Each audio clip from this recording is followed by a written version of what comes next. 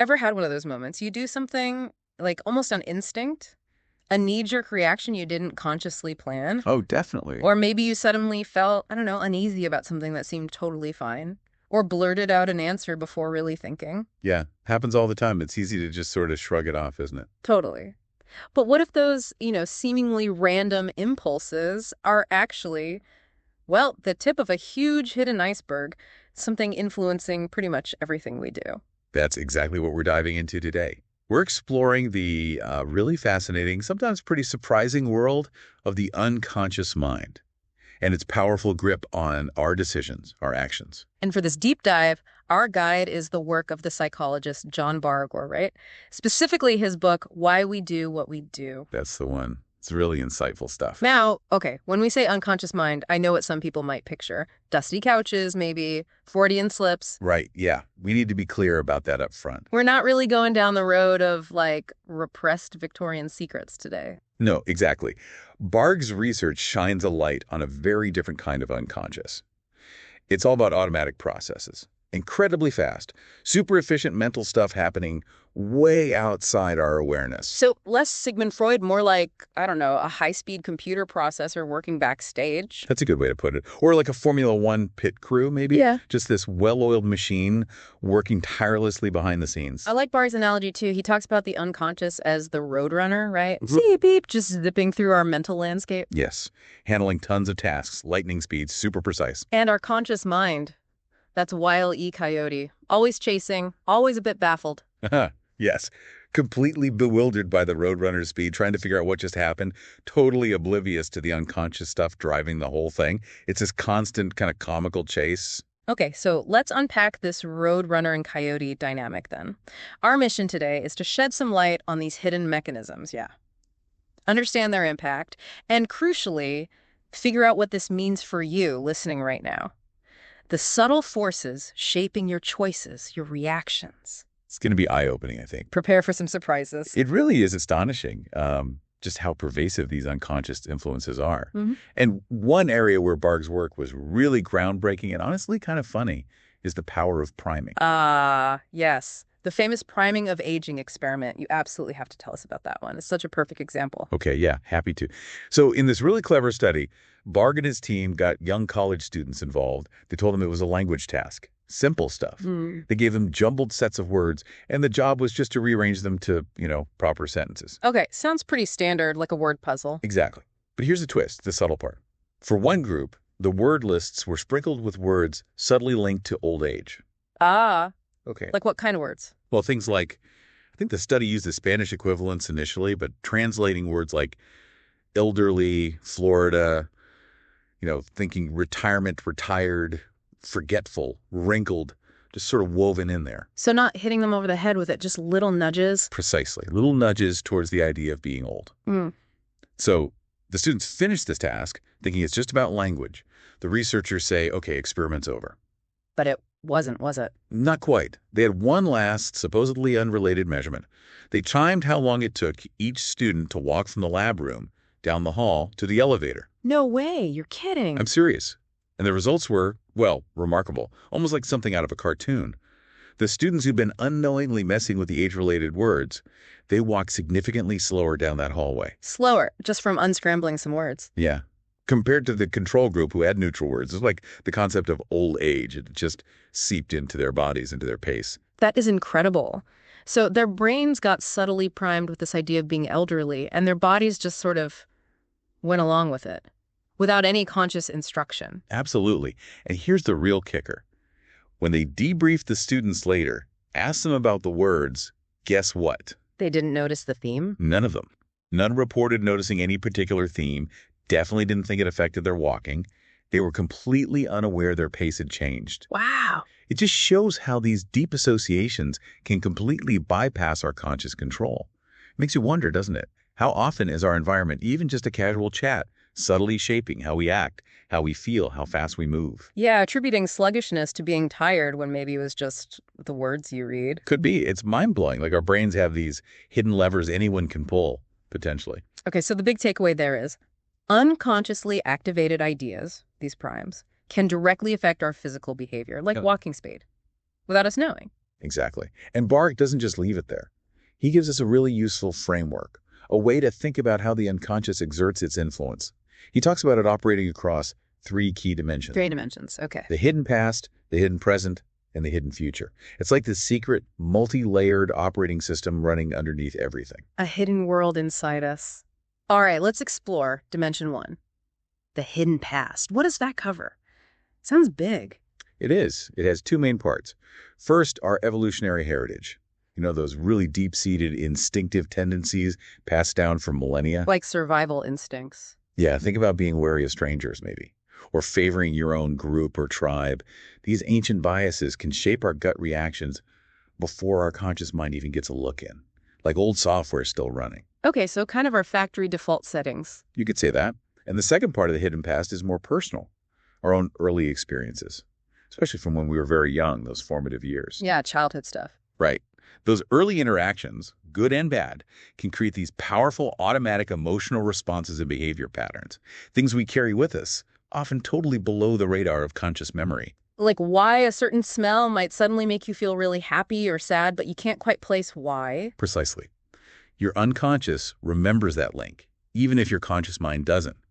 It leaves these deep, unspoken imprints. Makes total sense. Okay, dimension 2. The hidden present. That sounds more immediate, like what's around us right now. Exactly right. The hidden present is all about the unconscious influence of our immediate surroundings. All those subtle cues, environmental triggers, nonverbal signals, they can sway our thoughts, feelings, behaviors without us having a clue they're doing it. Okay, give me an example. The classic one is the chameleon effect. Love that name. Chameleon effect. Okay, I'm intrigued. It's this fascinating, mostly involuntary tendency we have to subtly mimic the people we're interacting with. Their gestures, posture, even their tone of voice. Oh, like when you're talking to someone and you suddenly realize you've crossed your legs exactly the same way they have. Yes, or you start talking a bit quieter because they are, without even thinking about it. Yeah, I've definitely done that. It's like unconscious mirroring. Exactly. And it's actually really important socially. It helps build rapport, connection, but it happens automatically. Another great example of the hidden present, how physical sensations can unconsciously color our social judgments. How so? Like what? Well, get this. Mm-hmm. Research has found that simply holding a warm cup of coffee can actually make you perceive someone you've just met as being emotionally warmer, more trustworthy, more generous. Seriously, just from the coffee cup. Yeah. And conversely, holding a cold drink can lead you to judge them as colder, more critical. That is wild, isn't it? It seems our brain just unconsciously links physical warmth with emotional warmth. Like, this feels warm, so they must be warm too. So the temperature of my tea could actually be subtly influencing how I feel about my colleague in that morning meeting. That's almost comical. It really is. These seemingly tiny things in our environment are constantly nudging our perceptions. Which brings us to the third dimension, the hidden future. This one sounds a bit mysterious. It does. The hidden future. Are we Uh-huh. talking like psychic powers here? Subconscious premonitions? No, not quite crystal ball stuff. Yeah. According to Bargh, the hidden future is about unconsciously activated goals and motivations. Okay. What does that mean? It means we might find ourselves sort of drifting towards a particular course of action or starting to pursue something without having made a clear, conscious decision to do it. So our goals can kind of switch on by themselves, below the surface. Exactly. The drive to achieve something can bubble up and start subtly guiding what we do, even before we consciously think, right, I'm going to pursue that goal now. It's like our future plans can cast a little shadow back onto our present actions. Wow. Okay. So let me get this straight. We're constantly being influenced by this invisible web, woven from our evolutionary past, our personal history, what's around us right now, and even these sort of simmering future goals, all without us necessarily being aware. Civic issue, yeah. It almost feels like, well, are we just puppets then? Puppets of our unconscious? Just along for the ride. It's a really natural reaction, isn't it, when you start seeing how much is going on unconsciously. Hmm. But Bargh's take is actually quite empowering. He argues that understanding these forces isn't about losing control. It's the opposite. It's the first essential step towards gaining more genuine control. How so? Knowledge is power, kind of thing. Exactly. Knowledge unlocks the potential. If you don't know the hidden strings are there, you can't do anything about them. Once you know, you have options. Okay, so how do we go from being unknowingly pushed around by these hidden drivers to consciously, taking the wheel more often? Well, one really powerful technique Bargh talks about is using implementation intentions. Implementation intentions. It's not techno. Yes. It's basically just making highly specific if-then plans. You consciously create them to automate the good behaviors you want to do. Okay, like. So instead of just vaguely deciding, I should eat healthier, right? Yeah. Which is easy to forget or ignore. Yeah, happens all the time. An implementation intention would be super specific. Like, if it's lunchtime and I feel hungry, Yeah. then I will choose the salad with chicken instead of the burger and fries. Okay. You link a specific situation, the if, with a specific action, the then. Precisely. You're basically pre-programming your unconscious. You're telling it, when this trigger happens, automatically do this. It takes the conscious effort out of the decision in that moment. It's like setting up a little mental tripwire for your good intentions, making it automatic. That's a great way to put it. And another thing is we can consciously manage our environment to minimize the unwanted unconscious triggers. Right, like the snacks example. Exactly. Trying to cut back on sugar, get the cookies off the counter, put them away, somewhere hidden. Out of sight, literally out of unconscious mind. Pretty much. Bargh uses this nice analogy of managing the soundboard of our mind. A soundboard, like in a recording studio. Yeah. Imagine all these unconscious influences are like different knobs and sliders on the board.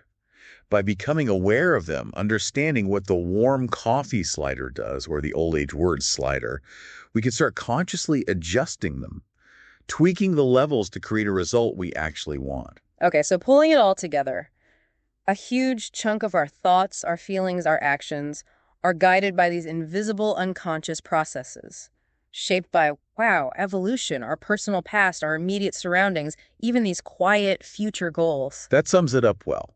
But the crucial point, the really empowering part, is that knowing this doesn't mean we're helpless. It actually gives us concrete tools for more self-direction. So it's not about fighting against our unconscious, Allie? which sounds exhausting and probably futile. Right. It's more about understanding its tendencies, kind of learning its language, and then figuring out how to work with it, how to align it better with our conscious desires, our values. Yeah. Getting the Roadrunner and Wile E. Coyote to maybe cooperate a little more. Huh.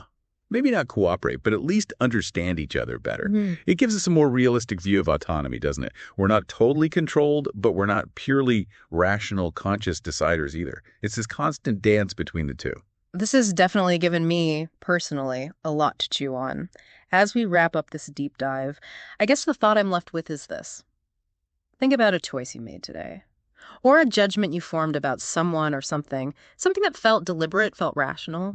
Could there be, hidden roots to it, unconscious influences you didn't even register? Well, it's a fascinating, maybe slightly unsettling question to just sit with for a bit, isn't it?